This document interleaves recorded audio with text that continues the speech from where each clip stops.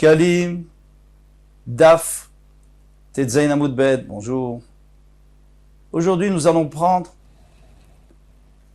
6 lignes avant la fin, du Amud précédent, et on va parler des Tfachim, des Hamot, de la taille du Aaron, et comment est-ce qu'on avait pu rentrer les Luchot à l'intérieur et le Sefer Torah. Alors commençons par Amar Rabbi Yochanan. Rabbi Yochanan dit Be'ama shel shisha tfachim haya Aaron asui. Il y a 3 sortes de Hamot dans la Torah. Une grande Hama qui fait 6 tfachim, donc 6 points et un doigt. Une Hama moyenne qui fait 6 tfachim et une Hama petite qui fait 5 tfachim. Et une marquette pour savoir le Aaron HaKodesh. Quand on a dit 2 Hamot et demi, on parlait de quel genre de Hama? Alors, Amar Rabbi Yochanan be'ama shel shisha tfachim. 6 tfachim haya Aaron asui, il était fait. Mantana, be'ama shel shisha tfachim. Qui est le Tana qui dit ça? Parce que lui, c'est un Amora. Mais est-ce qu'il y a un Tana qui dit ça? Oui, Rabbi Meir. Parce qu'on a enseigné dans une Mishnah Rabbi Meir Omer, Kol ha'amot hayu bebenonit. Toute la mode, c'était des Hamot moyennes, c'est-à-dire de 6 tfachim. Tout ce qu'il y avait dans le Mishkan. Rabbi Yehuda Omer, Hamot habinyan shisha. Il dit oui, d'accord pour les Hamot de la construction des murs du Mishkan. C'est des 6 tfachim. Chez le Kelim Chamisha, mais des Kelim c'était 5. Donc c'était des plus petites Hamot. Bon. Alors maintenant il va falloir faire des calculs pour voir comment rentrer les Luchot dedans, d'après les deux. Al-Dat de Rabbi Meir, selon Rabbi Meir, Douamar qui a dit Be'ama Shel Vav Tfachim, que c'était une Hama de 6 tfachim, Ayaron Asui, que on avait fait pour mesurer, on avait mesuré le Aaron. Orko Shel Aaron, Tet Vav Tfachim. La longueur du Aaron, ça sera combien? 15 tfachim. La longueur hors tout, c'est-à-dire avec les murs, avec les parois. Y-a-t-il comme il est écrit Amataim Vachetzi Orko. 2 Hamot et demi, la longueur. Amata Ashita, donc chaque Hama c'est 6 tfachim. Le Amata Ashita, encore une Hama ça fait 6. On additionne. Ou Palgot, Amata Tlata. Et une demi-Hama c'est 3 tfachim, ça fait 6. 6 plus 3, ça fait... Eh bien, 15. Alors, il y avait 4 luchot. Il y en a 2 qui étaient entières. Et il y en a 2 qui n'étaient pas entières, qui étaient cassées lorsque Moshe nous les avait brisées. Mais on les a récupérées. Dirtiva Cherchabarta, comme il est écrit, que tu as cassé.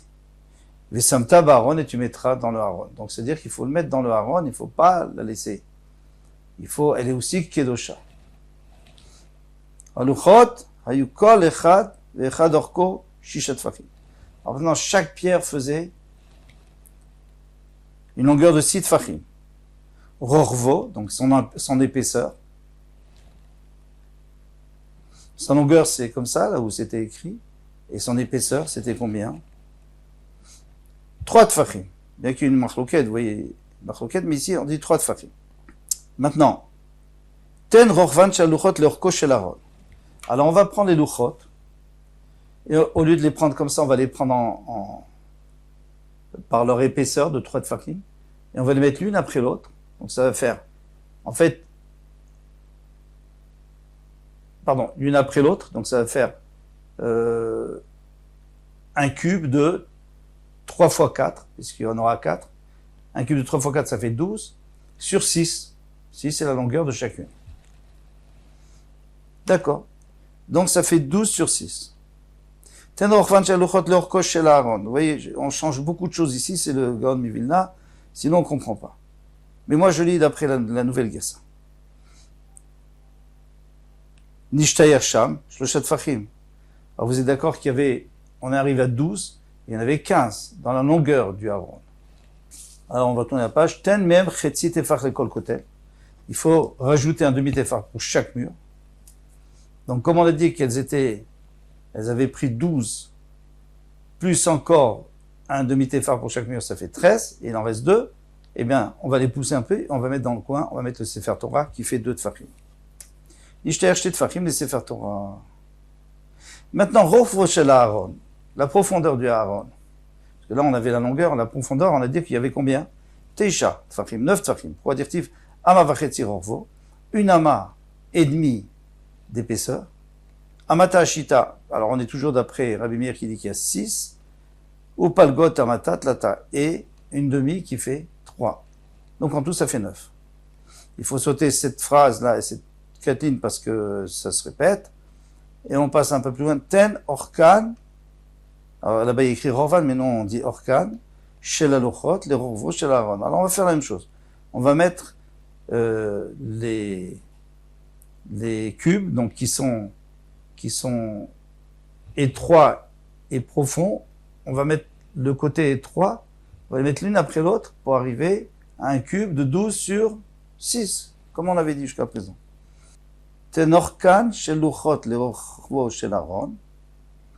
Donc maintenant la longueur des luchot, on va les mettre dans la largeur du Aaron. Ça veut dire que le Aaron, la profondeur, il faisait combien? Il faisait 9. Et elles font 6. Donc maintenant, il me reste 6. Il me reste 3, pardon. Je répète. Tout à l'heure, on a compté la longueur du Aaron. Maintenant, on va compter la profondeur du Aaron. On va mettre la longueur des luchot, donc ils font 6. Et donc ce cube de 12 sur 6, il va nous rester 3 tfachim devant. Il cherche le chat tfachim. Chatsi tefar mikan et kotelze, donc il faut un tefar, un demi-tefar pour le mur du fond et le mur de devant. Le chatsi tefar mikan et kotelze. Tfachaim le shilut makom she sefer Torah munach. Il faut laisser, parce que si on avait pris toute la place, eh bien on n'aurait pas le moyen de sortir de Sefer Torah. Mais là, puisque il y a de la place devant, donc on peut sortir de Sefer Torah et le rentrer.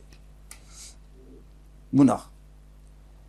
Très bien. Jusque-là, on a expliqué Rabbi Meir. Mais il y a un problème, c'est que on va jamais rapporter l'avis qui disait que il y avait 2 David Rabbi Yehuda, même dans les paroles de Rabbi Yehuda qu'on va voir tout de suite. On ne va pas rapporter l'avis qu'il avait donné, qu'il y avait 2 Aaron, 2 Aaronotes. Un pour les chivrés luchot, pour les bris de luchot, et un pour les luchot entières. Donc, on n'a pas parlé de ça dans la, ça veut dire que ça ne nous dérange pas. C'est-à-dire que c'est un avis qui est faux. Mais c'est Rabbi Yehuda lui-même. Qu'est-ce qu'on va répondre? Tosfot plutôt. Il va dire que tout ce dont la marloquette, est-ce qu'il y avait un seul Aaron ou 2 Aaron, ça c'est dans le Mishkan, mais dans le Beth Amikdash, il y avait un seul, ça c'est sûr. Alors maintenant, Rabbi Resh Lakish. Rabbi Shimon ben Lakish, Amar. Be'ama bat chamishat tfachim haya Aaron asui. Le Aaron HaKodesh, il était fait avec une ama de 5 tfachim. Mantana be'ama bat chamishat tfachim. Qui est le Tana qui dit ça? Rabbi Yehuda. Des Taninan. Donc c'est toujours Rabbi Yehuda. Rabbi Yehuda bar Ilaï, c'est le même. Des Taninan Kaman, parce qu'il nous a enseigné là-bas. Pardon. Rabbi Yehuda Omer, Amata binyan shisha. Il est vrai que pour construire le mur du Mishkan, du Beit HaMikdash, c'était des hameaux de 6 tfachim. Chez le Kilim Chamisha, mais des Kilim c'était 5. Ve'ahen Aaron Kiliou. Et tout le monde est d'accord que le Aaron c'est un Kilim puisqu'on le transporte. Al date de Rabbi Yehuda, dont Amar son Rabbi Yehuda qui a dit Be'ama shel Chamisha tfachim, 5 tfachim. Et donc Resh Lakish aussi. Aya orko asu shtem asar tefach umerza. Donc ça va faire 12 et demi la longueur du Aaron, elle fait 12 et demi maintenant, puisque 5 va faire le calcul, dirti va matin va chetzi. Or quoi toujours 2 amot et demi, amata chamisha, donc chacune ça fait 5, amata chamisha encore une de 5, ça fait déjà 10, ou pas le got amata, très ou pas lié, la moitié, 2 et demi, ça fait 12 et demi. Verba luchot ayubo, et il y avait les 4 luchot. Comme on l'avait vu avant, on refait le même calcul, shtaim shlemim, 2 dentières, veshnaim shurim, dirti va chachavarta, que tu as cassé, vesamta va Aaron, et tu mettras dans le Aaron. Alors je vous fais la Gessa qu'on a fait jusqu'à présent et qu'on fera jusqu'au bout parce que sinon on ne comprend rien. Eh bien,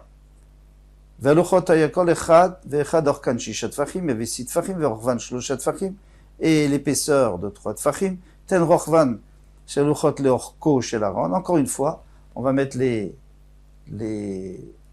l'épaisseur des luchot l'une à côté de l'autre, donc on a fait 3 fois 4, 12, très bien. L'ishtaer sham, chatzi tefar. Maintenant, il ne reste qu'un demi-tefar, parce qu'on n'est plus à 15, on est à 12,5. Alors, il dit etzba le kotel mikan. Donc, il nous reste un etzba, un doura, pour le mur d'un côté, vetzba le kotel mikan, un pour le mur de l'autre côté. Alors, ça fait deux doigts, c'est la moitié d'un tefar, hein. Donc, voilà, c'est bon, on a le compte. Maintenant, Rorvo, Shalaron. Là, c'est un peu plus embêtant parce que, même pas. Juste qu'il n'y a pas de place pour mettre le Sefer Torah. Rorvo, Shalaron. Maintenant, la profondeur du Aaron à Kodesh, c'est le côté le plus étroit. Shivat Fakrim, on regarde ça, 7,5. Pour dire Tivama Vachetsi. On voit Amata Chamisha. Donc, une ama, c'est 5. Ou Belgot Tama, une demi, très, ou Palig. 2,5. Donc on arrive à 7,5. Alors on saute 4 lignes, la quatrième ligne, ten orkan, il ne faut pas dire orkan, il faut dire ten orkan. Dans la longueur, parce qu'on a déjà utilisé la largeur, pour les mettre une à côté de l'autre, dans la longueur c'était combien? 6. Le rovo shelaron, ishtayer, sham tefar omersa, et un tefar et demi. Etzba la kotel mikan, un doigt pour le kotel du fond, et un doigt pour le etzba le kotel mikan, et un doigt pour le kotel de devant. Chatzi tefar mikan, chatzi tefar mikan, les shilut. Alors il reste un demi-tefar de chaque côté pour pouvoir le sortir, parce qu'attention, le Aaron HaKodesh, c'est pas comme nous, on a une porte. Eux, c'était une boîte avec dessus le caporette. Donc, si on voulait sortir les louchot ou les rentrer, pour une raison X, et de façon au début il fallait les rentrer, il fallait qu'on puisse passer les doigts, donc il faut qu'il y ait un peu de place. Maintenant, on a compris la machloquette entre Rabbi Yehuda, Rabbi Meir, Reish Lakish et Rabbi Yochanan. Maintenant, Betzalel, c'est lui, il a fait tout seul l'Aaron. Bien que tous les autres travaux du Mishkan, il a été accompagné par les Chachmelev, etc.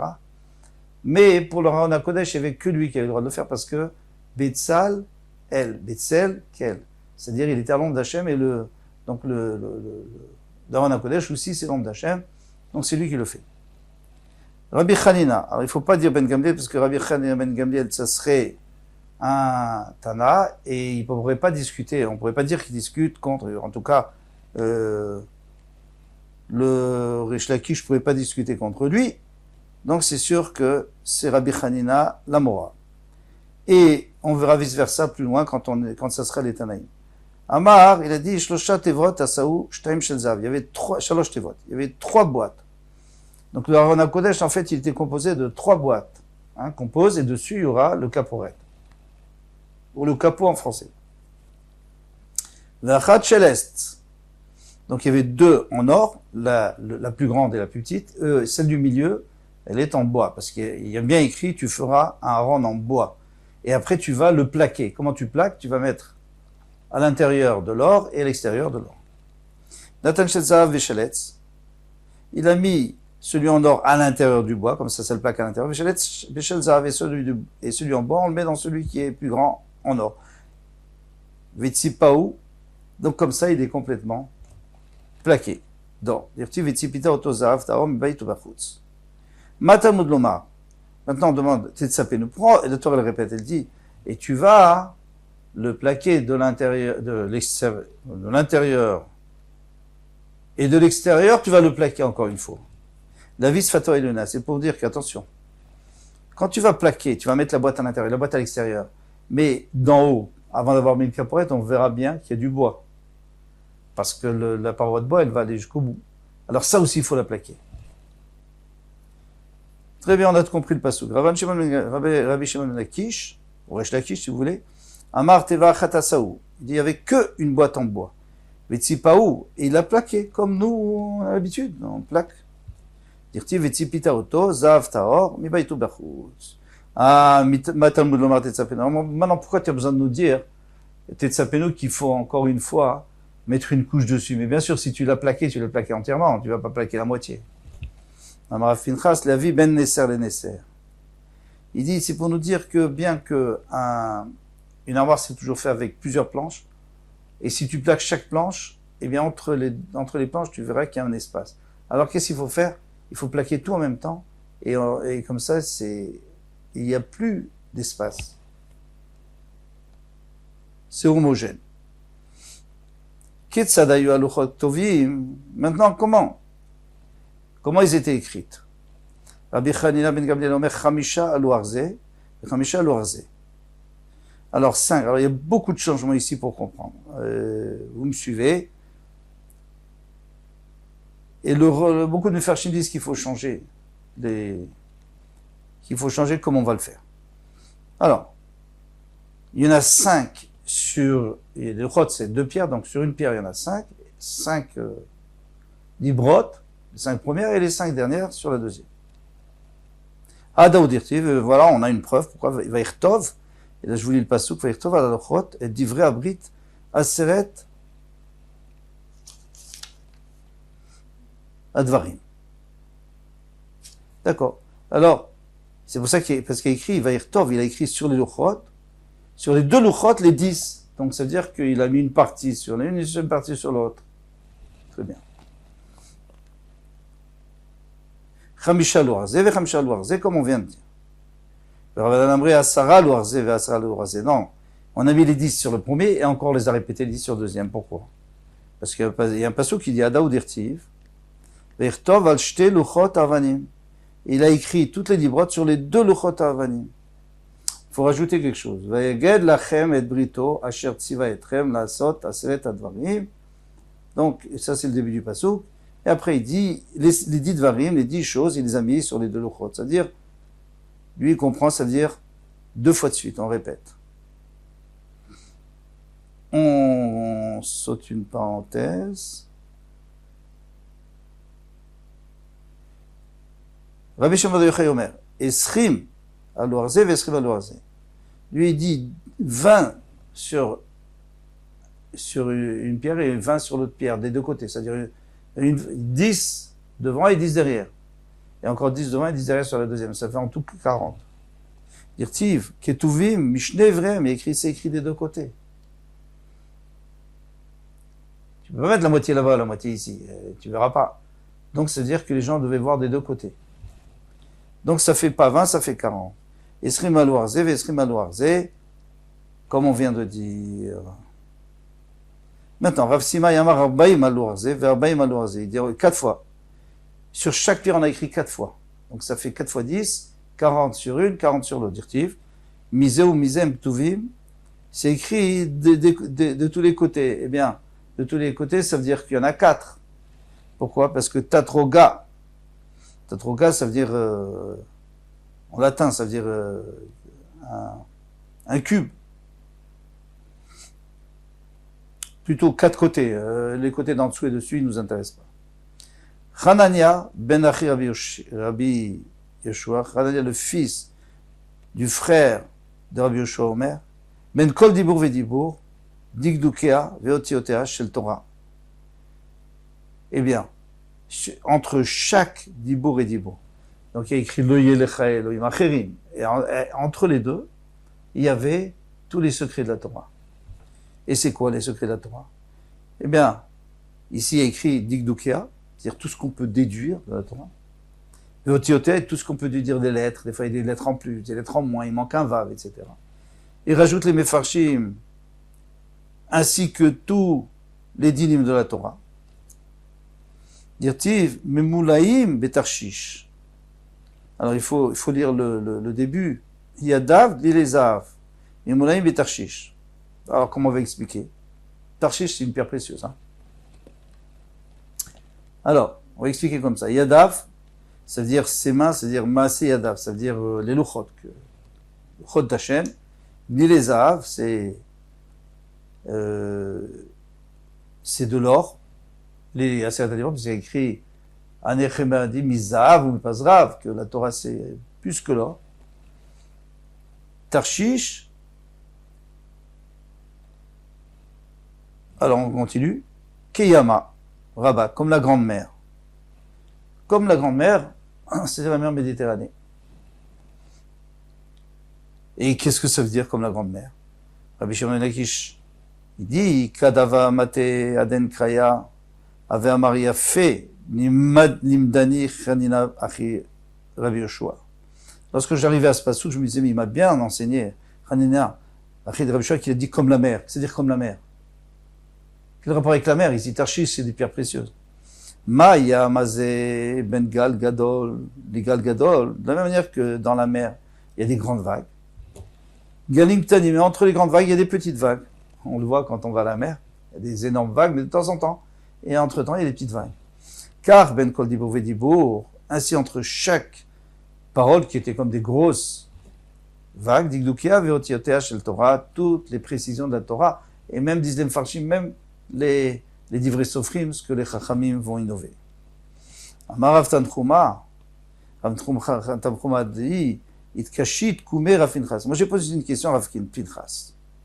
Atia ki Rabbi Yehuda, velota ki Rabbi Meir. Donc ici, ce qu'on vient de dire, ça va comme Rabbi Yehuda et pas comme Rabbi Meir. Maïtama, quelle raison de Rabbi Yehuda? D'où il a appris? Alors ça veut dire quoi que ça va comme Rabbi Yehuda? Ça va comme Rabbi Yehuda que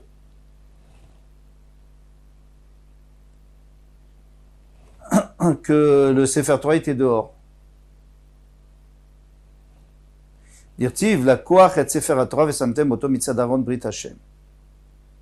Je ne sais pas si on avait expliqué que il est vrai que le Sefer Torah d'après Rabbi Yehuda ne rentrait pas par rapport aux mesures puisque les amot étaient plus petites. C'est pas grave puisqu'on le mettait à côté. Il y avait une planche et on le mettait et c'est là où il était collé au Aaron HaKodesh.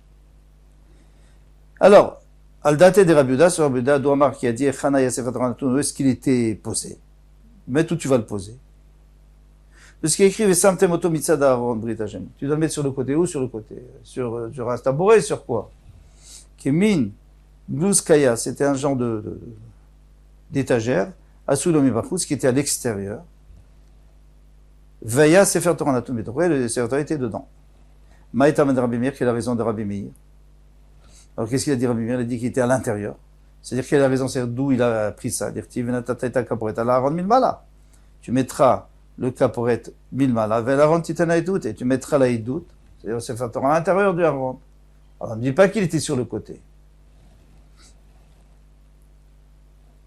Asher eten elecha que je te donnerai.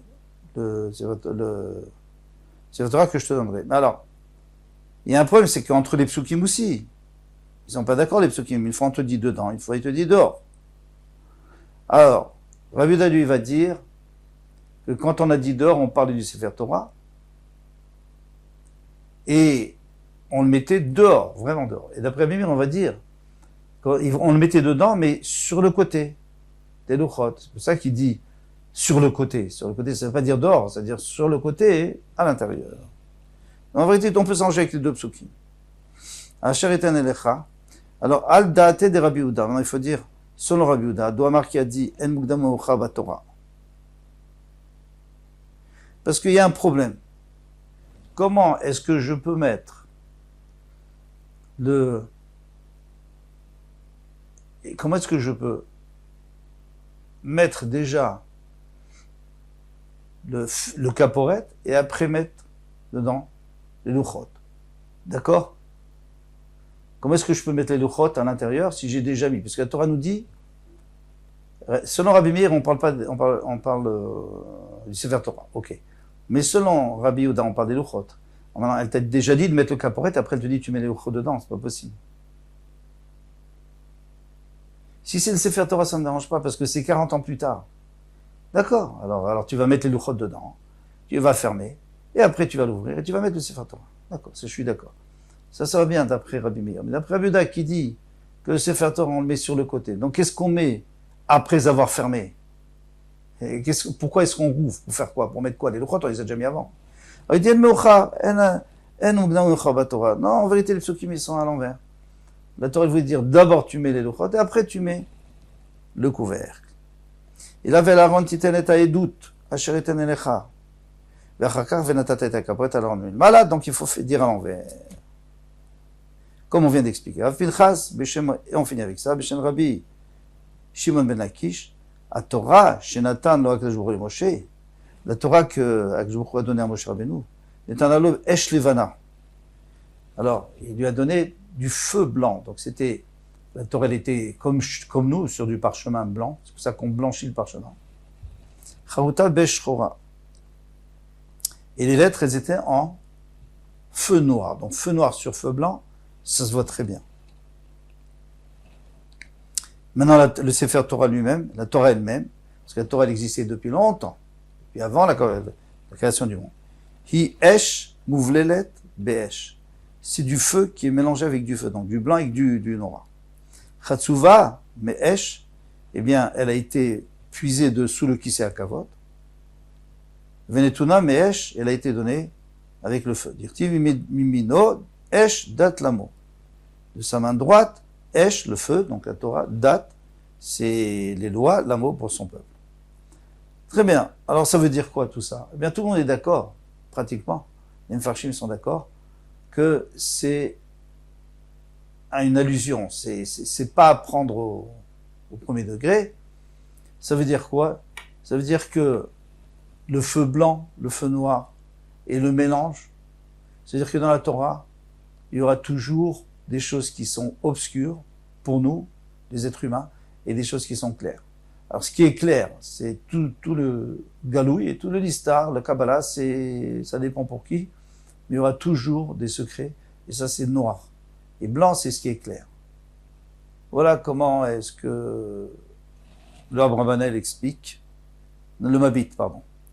Le Mabit, il explique comme ça, mais tous les Mfarshim, plus ou moins, ils disent que c'est un remèze, mais on ne peut pas comprendre qu'il y avait du feu et dans les mains de Moshe Rabbeinu. Alors quoi, c'était un grand miracle, peut-être. Il y a peut-être ça aussi. Mais...